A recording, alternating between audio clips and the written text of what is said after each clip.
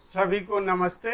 मैं doctor Ashok अयोध्यावासी YouTube channel पर आप सभी का स्वागत करता हूं। आज का जो वीडियो है उसका विषय बहुत अलग है और जो औषधि की बात मैं करूंगा उस औषधि का नाम है वीर्य शोधन चूर्ण। वैसे मैं किसी कमजोरी या यौन क्षमता की कमजोरी इन सब पर वीडियो बहुत कम बनाता हूँ, किंतु कई फोन आ गए और वो इनफर्टिलिटी को लेकर के था। तो मैंने कहा कि मुझे रिपोर्ट भेजो।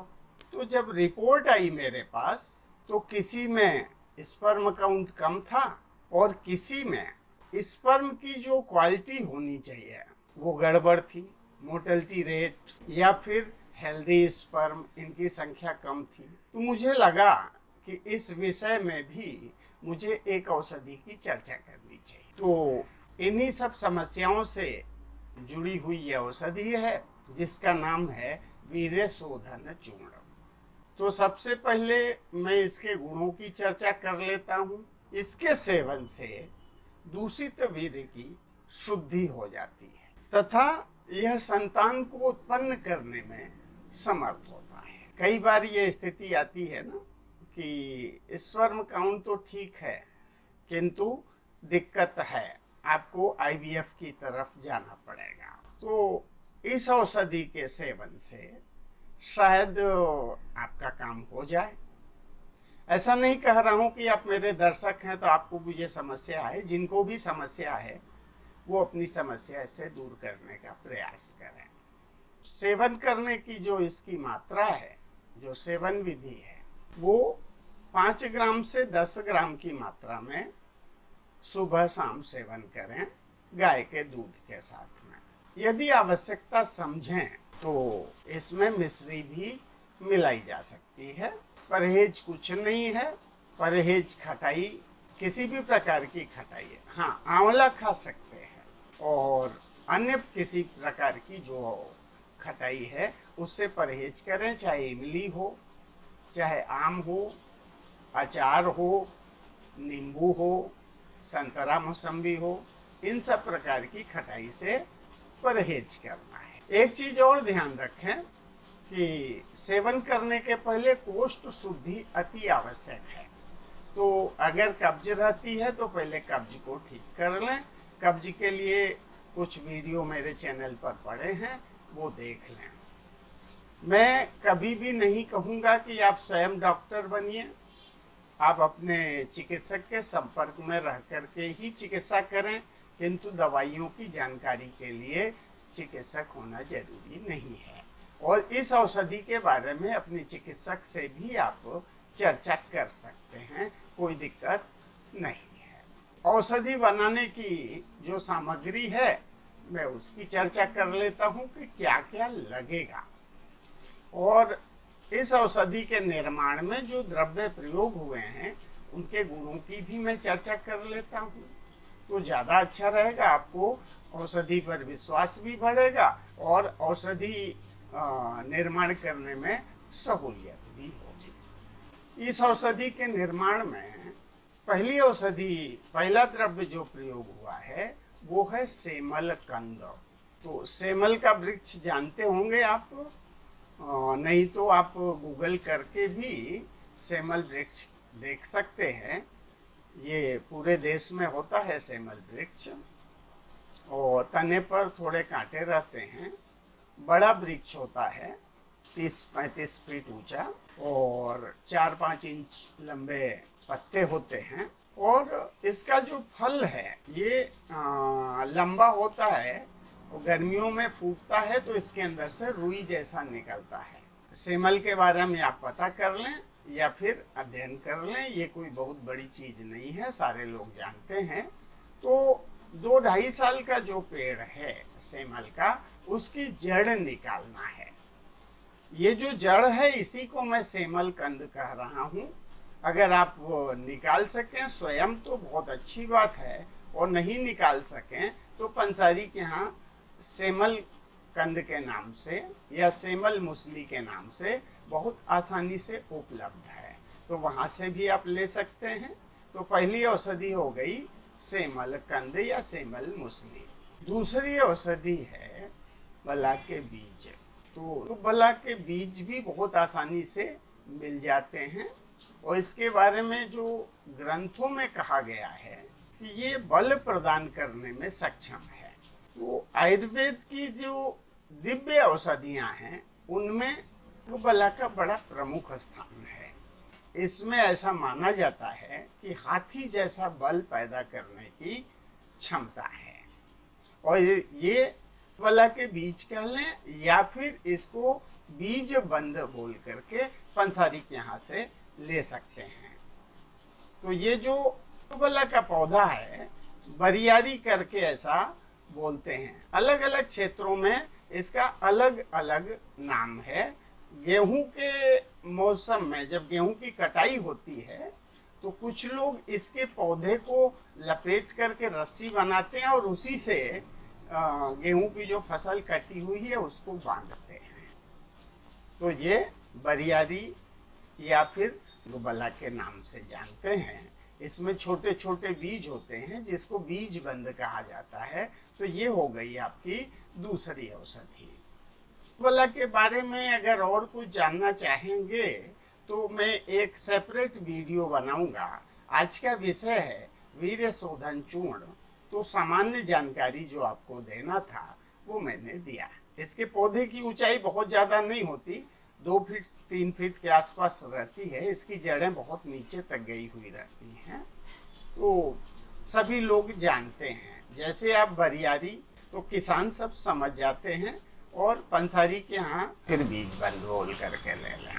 तीसरी औषधि है ताल मखाना। तो ताल मखाना भी बहुत आसानी से पंसारी के यहाँ मिल जाता है और वहाँ से आप ले लें।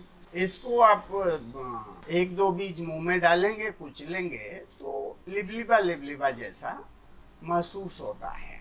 तो कुछ लोग सलाह देते हैं कि थोड़े से घी में ताल मखाना के बीजों को भून लें तो इसका लिबलिबापन खत्म हो जाता है।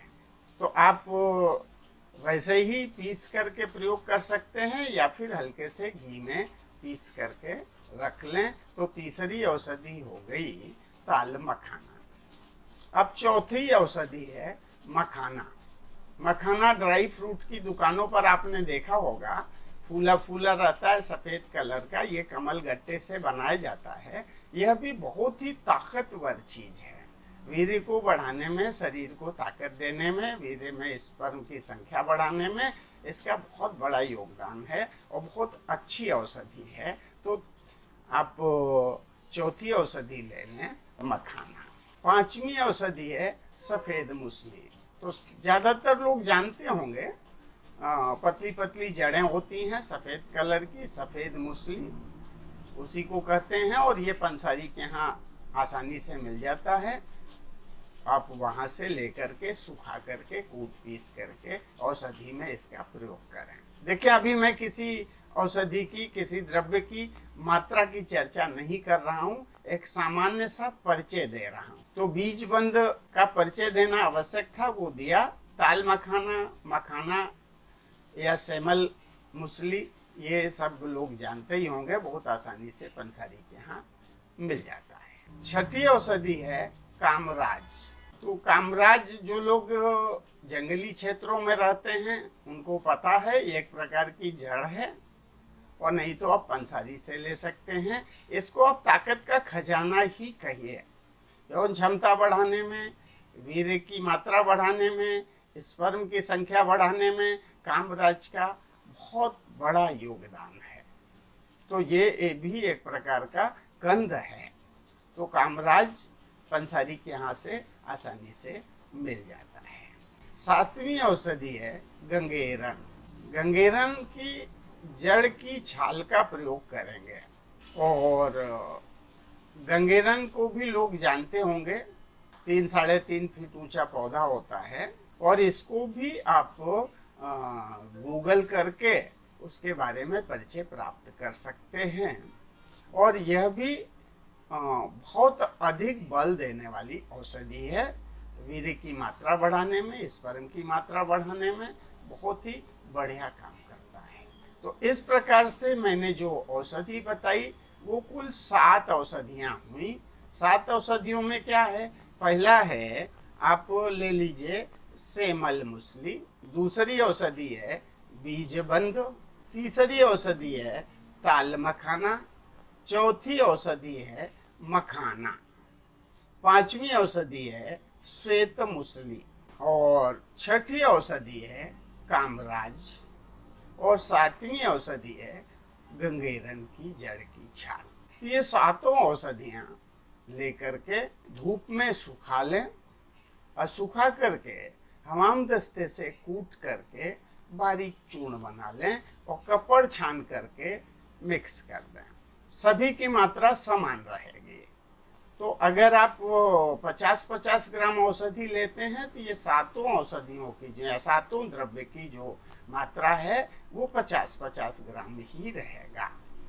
तो इसको साफ कर लें, धूप में सुखा लें, कूट लें, कपड़ छान करके चूर्ण बना लें, आपस में मिक्स कर दें, आपकी औषधि तैयार होगी। सेवन विधि मैं आपको पहले बता चुका हूँ और मात्रा भी मैं बता चुका हूँ। इसको दिन में 2 बार, एक बार प्रातःकाल, एक बार सायंकाल गाय के दूध के साथ में सेवन करें। अगर किसी को इन औषधियों के बारे में और अधिक जानकारी चाहिए तो वो कमेंट करके बता दें। एक एक औषधियों के बारे में विस्तृत जानकारी दूंगा।